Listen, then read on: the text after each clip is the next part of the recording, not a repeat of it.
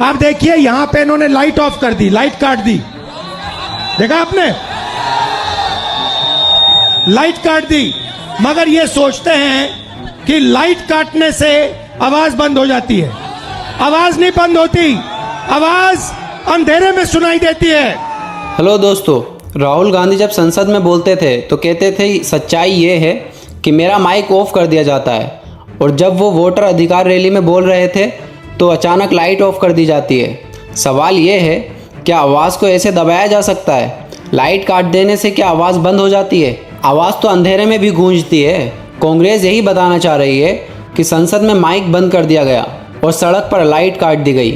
क्या ये सिर्फ इत्तेफाक है या जानबूझकर की गई हुई कोशिश? रैली में लोगों का जोश देखकर भाजपा बौखला गई है, इतना कि तेजस्वी यादव पर एफआईआर तक कर दी। और वजह क्या है? क्योंकि उन्होंने प्रधानमंत्री को जुमलों की दुकान कहा। और मोदी जी, आपने तेजस्वी पर एफआईआर करवाया। किस बात पे एफआईआर हुआ? एक यूपी में एफआईआर हुआ, एक एफआईआर महाराष्ट्र में हुआ। जहां इनकी सरकार है वहां तेजस्वी पर एफआईआर किया इन लोगों ने।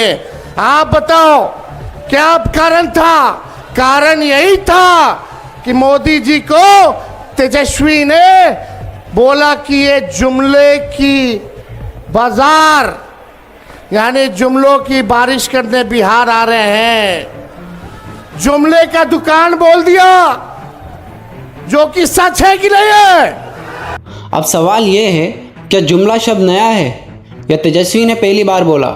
नहीं, ये शब्द सबसे पहले अमित शाह ने इस्तेमाल किया था जब उन्होंने कहा था 15 लाख का वादा तो सिर्फ एक जुमला था। आप खुद देखिए स्क्रीन पर। ये जो चोर लुटेरों के पैसे विदेशी बैंकों में जमा है ना, उतने भी हम रुपये ले आए ना, तो भी हिंदुस्तान के एक एक गरीब आदमी को मुफ्त में 15-20 लाख रुपए यूं ही मिल जाए। देखिए, ये जुमला है, किसी के अकाउंट में 15 लाख रुपया कभी नहीं जाता, वो उनको भी मालूम है और आपको भी मालूम है, देश की जनता को भी मालूम। तो फिर आज उसी शब्द पर एफआईआर क्यों? क्या सिर्फ इसलिए कि विपक्ष ने इसका इस्तेमाल किया? दोस्तों, क्या ये लोकतंत्र की ताकत है या डर की निशानी? क्या सवाल पूछना अब अपराध हो गया है? क्या सच में बोलना एक एफआईआर का कारण बन गया है कि तुम कुछ पूछोगे तो हम एफआईआर करेंगे, तुम सवाल करोगे हम जेल में डाल देंगे? और अगर यही हाल रहा तो कल को क्या किसी को नकलची कहने पर भी केस कर दिया जाएगा? क्या किसी की जुबान फिसलने पर भी एफआईआर होगी?